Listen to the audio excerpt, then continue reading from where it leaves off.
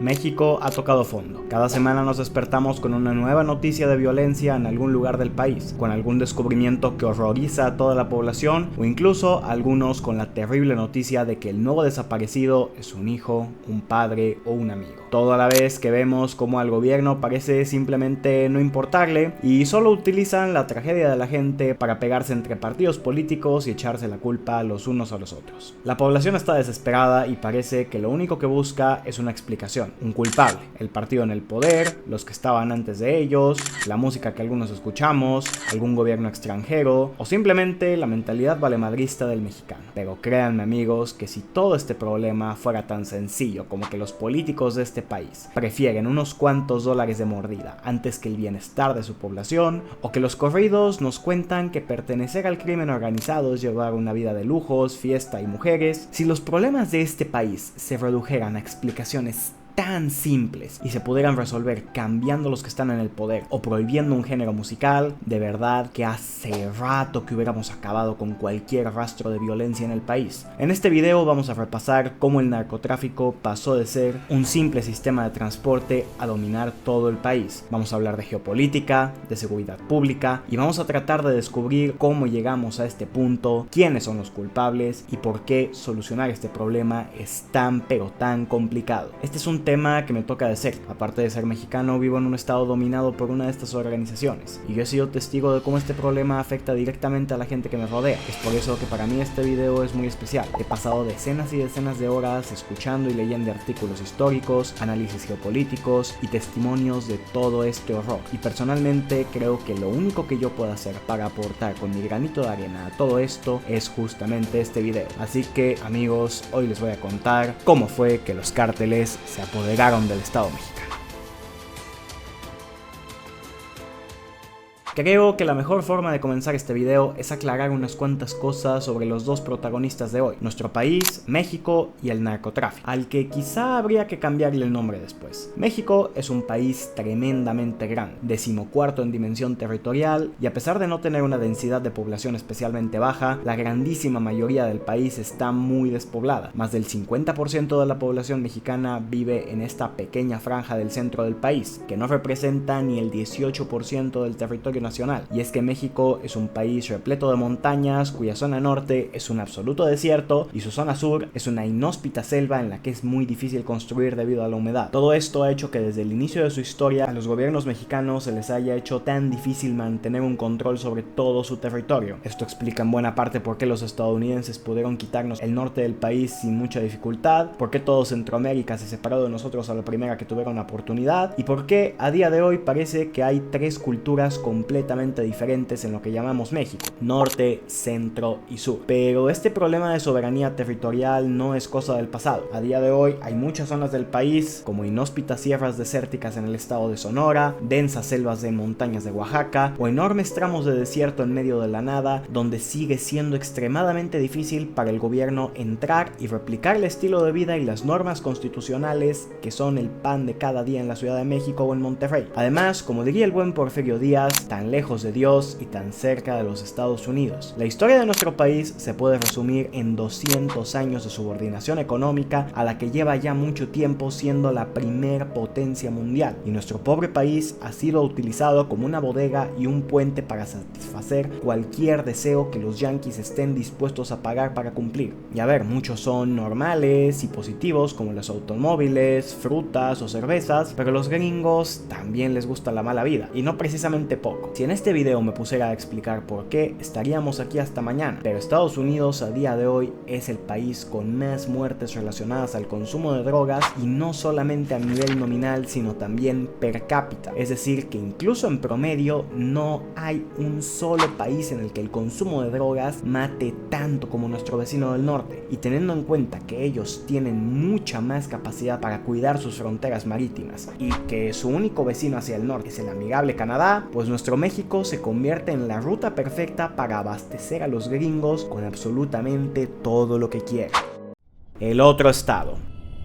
El narcotráfico es un negocio y los cárteles son una empresa. De hecho, incluso a algunos cárteles les gusta referirse a sí mismos como la empresa. La única diferencia entre las 4 letras y yo que sé, Microsoft, es que el negocio de los primeros es ilegal. No basta con sacar algún permiso de exportación, pasar controles de calidad o dar de alta tu empresa ante el SAT. Si no existe una complicidad con el gobierno e incluso directamente si estos grupos no controlan por completo a buenas partes del país, el narcotráfico simplemente no puede existir, porque no hay métodos lo suficientemente sofisticados para cruzar su mercancía sin que el gobierno la termine confiscando, ni suficiente armamento que puedan comprar en el mercado negro como para evitar que el ejército desmantele cualquier tipo de cuartel o centro de operaciones del cártel. Pero tal y como dije en la intro, si esto fuera tan sencillo como sacar a los políticos corruptos que colaboran con el narco, hace rato que este problema se habría terminado, o por lo menos tendríamos la tranquilidad de que el día en el que por fin llegue un político honesto y con verdaderas ganas de cambiar el país, ahora sí se solucionará todo.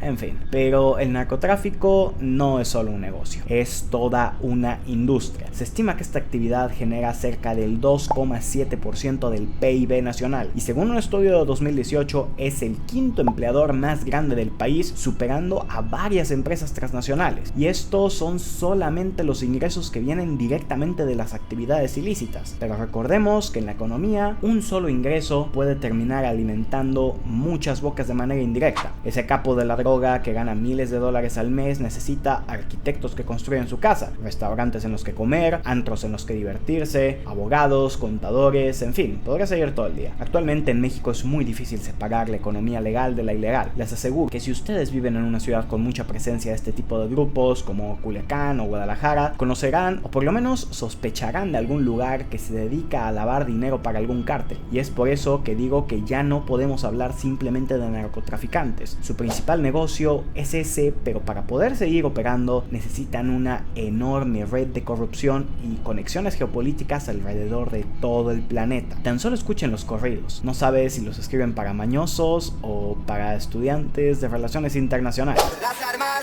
exportadas me las mandan en paquetes y el ganguero saca disco de harina directa al frente. A efectos prácticos, estos grupos funcionan como un estado alterno que controla los territorios, cobra impuestos, impone leyes y aplica castigos a quien no las cumpla. Pero, ¿cómo llegamos a esto? ¿En qué momento México comenzó a distribuir este tipo de bienes y cómo los carteles obtuvieron tanto poder? Bueno, eso es lo que vamos a ver. Pero antes, creo yo que ya te has dado cuenta del enorme esfuerzo que he puesto en este video y quisiera que me ayudaras a que más gente lo vea. Si tienes algún familiar, amigo o conocido al que le crees que este tema le puede interesar, mándale este video. Si no, con el simple hecho de que le des like a este video, te suscribas y lo veas hasta el final, el algoritmo de YouTube haga el resto. De cualquier manera, gracias. Para comenzar esta historia, conviene irnos hasta inicios del siglo XX, cuando comenzaron a aparecer los primeros señores de la droga, traficantes que comercializaban opio y marihuana. Como en esa época había una gran cantidad de refugiados chinos en México, estos conocían métodos de sembrado debido a la colonización británica y utilizaron las fértiles tierras de Sinaloa para producir mercancía, principalmente para el mercado interno. Pero después llegó la Primera Guerra Mundial y el ejército estadounidense necesitaba una gran cantidad de opio para sus soldados, así que rápidamente voltearon a ver a los narcotraficantes mexicanos. Ya en esa época se tienen vestigios de ciertos grados de corrupción, algunos oficiales que dejaban trabajar a los criminales a cambio de mordidas, e incluso algunos oficiales dedicados a combatir el narcotráfico recibían su sueldo, y ojo, estoy hablando del sueldo que les pagaba las autoridades gubernamentales, en la droga que ellos mismos confiscaban. Les daban permiso de venderla y con eso obtenían su pago. A todo esto ya teníamos un narco relativamente poderoso que primero comercializaba opio y tras la Segunda Guerra Mundial diversificó sus mercados. El auge de la cultura hippie y la guerra de Vietnam en Estados Unidos hicieron que la demanda de drogas aumentara todavía más a finales de los años 70. Al darse cuenta del problema, el gobierno estadounidense comenzó una operación que tendría como objetivo acabar con los campos de cultivo de marihuana del norte del país. La operación fue todo un éxito, pero esta terminaría siendo la antesala para que años más tarde se creara lo que hoy conocemos como el Cártel de Guadalajara, que técnicamente no era ni un cártel ni de Guadalajara, pero bueno. El Cóndor y el Águila. Antes del cártel de Guadalajara había pequeñas facciones y grupos a lo largo del país. Lo que este señor de aquí, Miguel Ángel Félix Gallardo, hizo fue crear algo así como una asociación nacional de narcotraficantes que podían dedicarse a la plantación, al transporte o a las relaciones diplomáticas con el gobierno, por decirlo de alguna manera. En esa época, el sistema político priista impuesto desde la revolución comenzaba lentamente a descomponerse. Cada vez era más común que muchos bajos mandos como policías, alcaldes y todo tipo de funcionarios tuvieran una destacable facilidad a la corrupción, y Gallardo sabía que su poder radicaba en ese factor. Nunca lograrían ser más inteligentes que el gobierno. Si se enfrentaban a ellos, perderían muy fácilmente, pero podían comprarlos, todos y cada uno de ellos, a cada oficial de policía, a cada alcalde, todos recibiendo enormes cantidades de dinero a cambio de su silencio.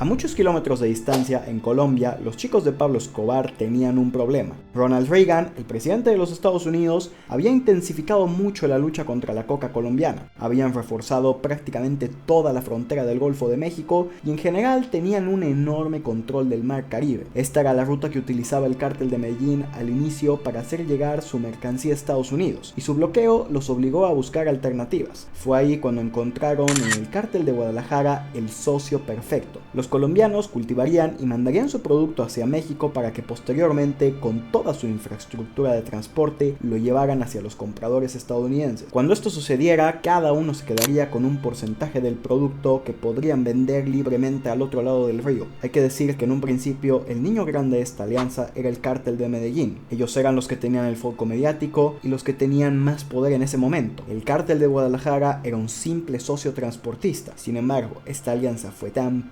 productiva que al poco tiempo se invirtieron los papeles. El cártel de Medellín se había convertido en el nuevo subordinado proveedor del poderoso cártel de Guadalajara, que estaba obteniendo un nivel de poder nunca antes visto. Pero ok, el gobierno mexicano tenía facilidad de trato, por decirlo de forma bonita. Pero ¿qué pasa con los estadounidenses? ¿Cómo es que esta droga cruzaba por el río Bravo sin que a nadie le importaba? Amigos, prepárense porque estoy a punto de hablar de uno de los episodios más oscuros de la relación entre México y Estados Unidos. El de siempre haciéndolo de siempre.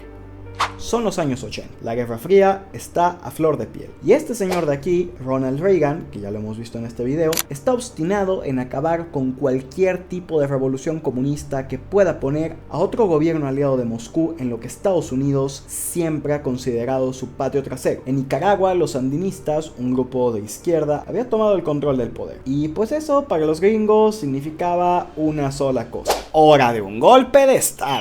Pero hay un problema: derrocar a un gobierno extranjero no es tan fácil como parece. No es como que puedas pulsar un botón y ¡pum! Llamas al Capitán América, que pondrá su glorioso escudo americano en la sucia cara comunista de Daniel Ortega. Dar un golpe de estado cuesta dinero, y mucho. Dinero que, si un presidente quiere conseguir, tiene que pedir la aprobación del Congreso. Y en ese momento, los yanquis estaban más preocupados por la situación en Medio Oriente que por los sandinistas en Nicaragua. Cuando Reagan fue a pedirles dinero, le dijeron de la forma más amable posible que se fuera a la chingada. Pero como buena película estadounidense, ante la adversidad es cuando debe de salir el espíritu creativo e innovador que pueda solucionar tus problemas. Ahí Reagan tuvo una idea increíble: financiar a los contrarrevolucionarios nicaragüenses con dinero obtenido del tráfico de drogas, que por si fuera poco, terminarían siendo consumidas por negros inmigrantes latinoamericanos en territorio estadounidense. No voy a hacer que se te vayan a revelar. La idea era maravillosa, al menos en los ojos de un político yanqui. A partir de ahí, la CIA y el cártel de Guadalajara formaron una alianza en la cual el cártel podía mandar mercancía a los Estados Unidos con relativa impunidad, a cambio de que parte de ese dinero fuera a parar a los contrarrevolucionarios nicaragüenses, y que de vez en cuando estos recibieran entrenamiento en los ranchos de Rafael Caro Quintero. Es ahí cuando aparece el ya famoso Kiki Camarena, un agente de la DEA que en su intento de acabar con el cartel de Guadalajara se fue dando cuenta de la enorme corrupción que había dentro tanto del gobierno mexicano como del estadounidense. Se dice que Kiki descubrió los nexos entre la CIA y el cártel de Guadalajara.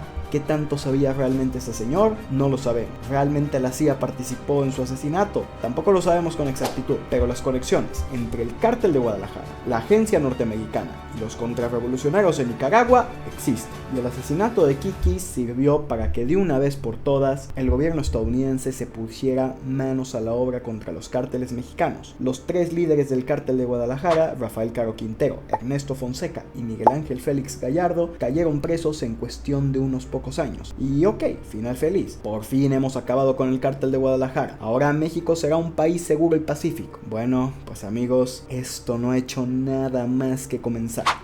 Divide y vencerán.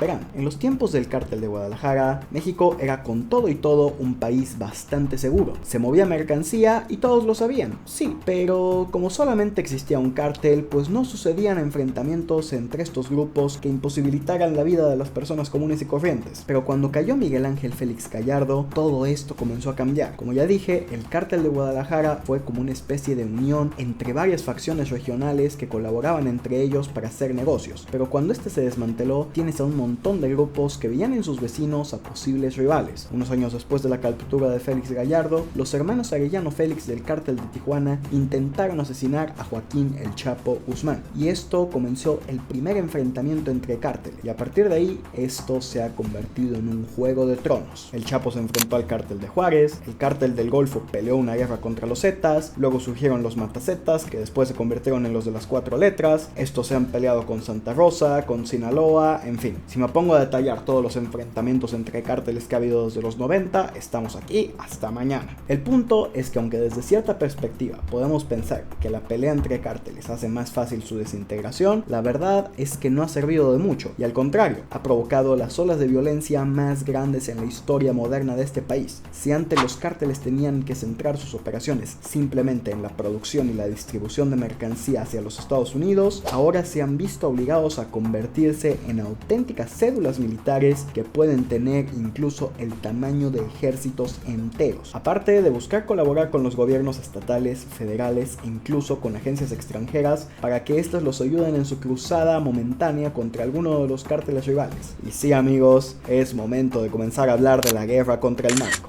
En 2006, el PAN ganó su segunda elección presidencial consecutiva y Felipe Calderón Hinojosa se convirtió en el presidente de la República con una consigna muy clara: mano dura y guerra contra el narcotráfico. Se buscaba acabar con los grupos criminales más peligrosos y recuperar la soberanía territorial del país. Y sí, algunos grupos como los Zetas sufrieron enormes daños en ese periodo al grado de que prácticamente desaparecieron. El problema es que mientras unos caían, otros solamente se hacían más fuertes. La guerra contra los Zetas benefició demasiado al cártel de Sinaloa solamente para que 15 años después se descubriera que el secretario de Seguridad Pública de Calderón, Genaro García Luna, había aceptado sobornos millonarios a cambio de tomar partido en la guerra contra el narco. Y a ver, en ese momento había un consenso en el país de que los Zetas eran una amenaza mucho más grande para México que el cártel de Sinaloa, así que quizá, y solo quizá, el gobierno de Calderón, aparte de todos los sobornos que recibía de Sinaloa, los concebía como un mal menor en ese momento. El problema es que, como ya he repasado en este video, acabar con un cártel que controla buena parte del país no hará que en ese territorio deje de existir la delincuencia y sean todos los felices. Al contrario, solo provocará disputas entre los capos de la mafia que afectarán el orden público en las zonas de disputa.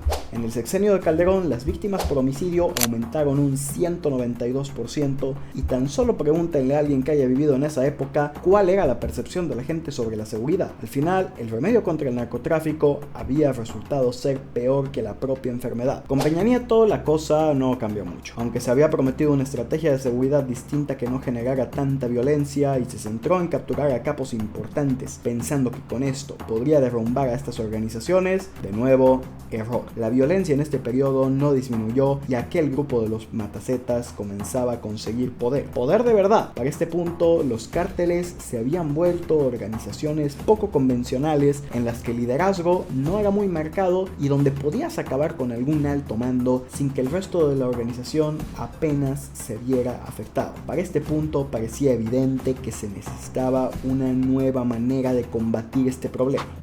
Cuando la burbuja se rompe. Andrés Manuel López Obrador llegó a la presidencia asegurando que los jóvenes en este país se convertían en delincuentes debido a la falta de oportunidades. y que si estos jóvenes podían ver otras salidas aparte de la delincuencia organizada, dejarían de enlistarse en un ejército alternativo en el que serían usados como carne de cañón.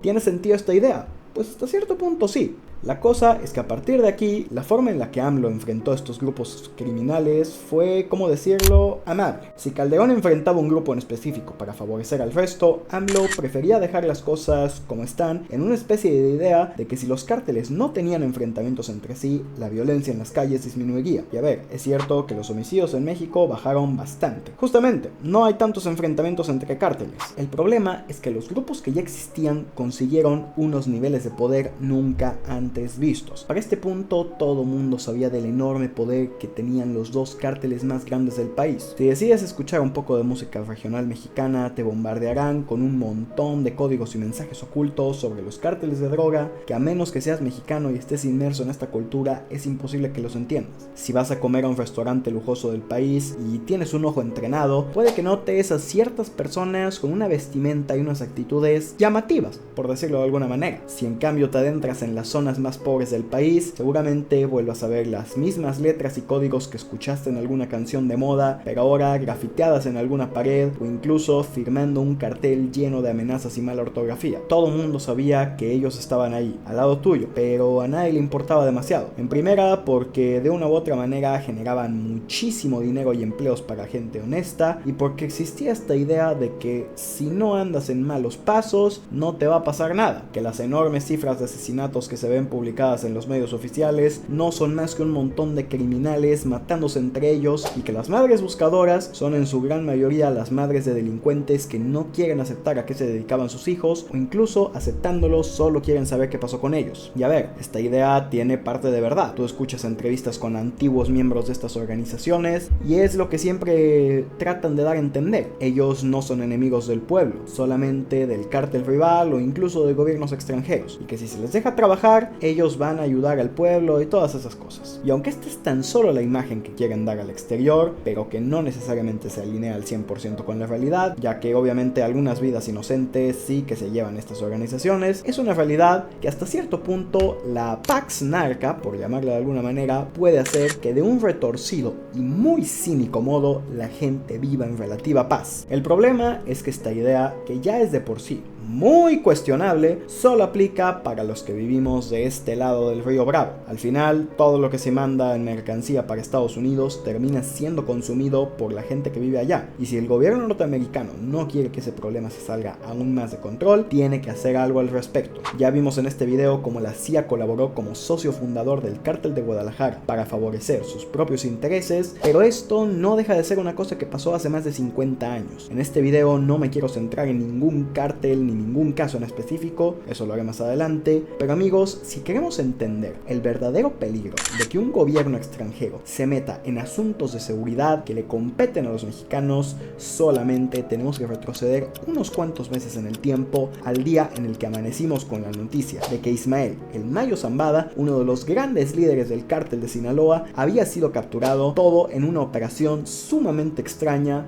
llevada a cabo sin la colaboración y sin el previo aviso a ningún organismo gubernamental mexicano, y que sin afán de meterme mucho en teorías conspiranoicas que no puedo comprobar, parece que fue un acuerdo entre los hijos del Chapo Guzmán y las agencias estadounidenses en el cual se entregaba al Mayo a cambio de que Ovidio Guzmán pudiera salir de la cárcel como testigo protegido, y quién sabe qué más. Una operación que de nueva cuenta se hizo de manera unilateral, completamente ilegal y como una auténtica pisoteada a la soberanía mexicana. Y que por cierto, se hizo en la administración Biden, para los que siguen pensando que México solo tiene problemas con su vecino del norte, cuando aquel malvado hombre naranja está a cargo. Y miren, más allá de ponerme a hablar de los derechos de los delincuentes o cualquier tontería como esas, es una realidad que el Mayo era de los capos de droga más inteligentes y que más estaban dispuestos a colaborar con el gobierno para garantizar la paz en la medida de lo posible, o al menos así lo confirman muchos trabajadores de la inteligencia mexicana, y que su detención solamente ha provocado que el estado de Sinaloa se convierta convierta en una auténtica zona de guerra. Pero si creían que ya hemos acabado de tirarle a los Estados Unidos, están muy pero muy equivocados. Y es que los cárteles mexicanos son para los Estados Unidos una de esas cosas que en caso de no existir alguien tendría que inventar. Si conocen un poco de cómo funciona por dentro Estados Unidos y su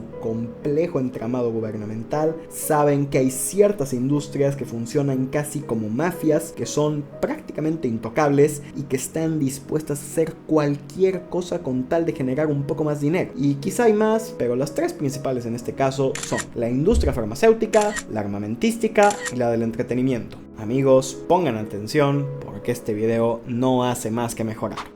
Oferta y demanda, tan simple como eso. Seguramente todos han visto esos videos en los que algún cártel presume un arsenal de armas que puede ser digno de cualquier ejército profesional. Y todos nos preguntamos, ¿cómo carajo pueden tener acceso a un armamento de tan alto calibre como tanques blindados, lanzacohetes y un número casi infinito de rifles semiautomáticos? Bueno, sobre los rifles es bastante fácil intuir que vienen de nuestro vecino del norte, y de hecho tampoco hace falta intuir nada. Un estudio de la Oficina Estadounidense de Alcohol, Tabaco y Armas de Fuego estimó que el 75% de las armas confiscadas en México provienen de Estados Unidos, y es que tenemos que recordar que el lobby armamentístico allá es muy fuerte, al grado de que los americanos ven el comprar armas como un derecho humano tan básico como la sanidad gratuita. Bueno, como el derecho a la libertad de expresión. Bueno, ya mejor me callo. El punto es que las reglas para comprar armas en Estados Unidos son un poco flexibles, por decirlo de alguna manera. Y los mecanismos para rastrear dónde terminan esas armas después de que alguien las compra son más bien inexistentes. Así que es muy normal que los cárteles le paguen a algún estadounidense para ir a comprar cuernos de chivo a su Walmart más cercano y después entregarlas a algún transportista que las terminara poniendo en gente del... Bueno, por si fuera poco, el periodista norteamericano Tucker Carlson, famoso por entrevistar a Putin, ha afirmado que el ejército ucraniano revende más de la mitad de las armas que la OTAN le envía como si fueran juguetitos de colores, y que muchas de esas terminan llegando a México. Para todos los que siguen creyendo que Ucrania es un defensor de la libertad o algo por el estilo. Pero ¿con qué dinero compran esas armas? Pues con el dinero que obtienen de vender su mercancía. ¿Y qué mercancía está especialmente de moda al otro lado del río? Exacto, el fentanilo. Igual que muchos de los temas que he tocado en este video, merecería un video propio, pero hay casos documentados de cómo las farmacéuticas montaban redes de corrupción con la Federal Drug Administration para que incluso cuando todos los estudios científicos indicaban que era una droga tremendamente adictiva, se pudiera recetar a gente que sufría de dolores leves o moderados. Un medicamento que solo debía recetarse a pacientes con cáncer o en estado terminal, te lo daban como si fueran dulcecitos en la farmacia. ¿Por qué? Bueno, porque corrupción gringa. No es corrupción porque es legal. Como no se podía saber, ahora un montón de gringos se habían vuelto adictos a los opioides y los traficantes de drogas de todo el planeta se dieron cuenta que ahí había una oportunidad de mercado. Se sabe que las sustancias necesarias para crear fentanilo llegan en su gran mayoría de Asia, más concretamente de China y de la India. Y bueno, destaca China, que es el rival geopolítico más grande que tiene Estados Unidos en este momento, y que encima tiene unas políticas de drogas sumamente restrictivas que en muchos casos incluyen la pena capital. A pesar de eso, los químicos con los que se hace el fentanilo siguen llegando desde Asia a México, y eso ha llevado a que muchos políticos estadounidenses empiecen a creer que existe una conspiración en la que desde China se busca volver adicta a la población estadounidense como una especie de venganza por lo que los británicos les hicieron con el opio o yo qué sé. Y a ver, pruebas de esto no hay ninguna. El gobierno chino ha dicho que esto es una absurda mentira, aunque ya les digo yo que si fuera verdad tampoco lo admitirían. Pero como ya he dicho en este video, quiero centrarme más en las cosas de las que tenemos constancia que ocurrieron. Y lo que sí es una realidad es la corrupción de las farmacéuticas y la FDA, que llevó a que buena parte de la población estadounidense se convirtieran adicta al fentanilo. Ya hablamos de las dos mafias más grandes del sistema estadounidense y queda otra, su maquinaria de propaganda y entretenimiento. Y tenemos que hablar de, cómo no, los corridos, que más allá de promover una vida de lujos, superación personal, fiesta y cierto tipo de cosas que se pueden asociar con la narcocultura, como ya dije al inicio del video, en estas canciones hay un montón de referencias a través de siglas, apodos, localizaciones y referencias que hay que ser un auténtico friki de este mundito para entenderlas todas. ¿Esto lo hacen los cantantes porque tengan una especial admiración por los capos de la maña? Pues no necesariamente. El propio Peso Pluma ha admitido públicamente que muchos de los cantantes de este género se dedican a hacer corridos de encargo, o sea que reciben dinero para cantar sobre cierta gente, pues. Son corridos de encargo, es a lo que nosotros nos dedicamos, a escribir corridos, a entregar nuestro trabajo. Y es que sobre eso se cimienta la música regional mexicana en la actualidad. Tampoco es casualidad que el mismo Peso Pluma ya está siendo investigado en los Estados Unidos por lavado de dinero. Digo todo esto porque parece que hay un grupo de gente que piensa que este género y estas letras surgen de manera orgánica como un reflejo de lo que es realmente la sociedad mexicana. Que, a ver, hay un punto en esto, pero como siempre, follow the money. Este género musical es una industria millonaria que, por cierto, tiene su base más bien en California que en algún lugar de México, y que ha servido como una forma de hacer propaganda para estos grupos, pero también para hacer legítimos buena parte de sus ingresos. El horizonte del terror.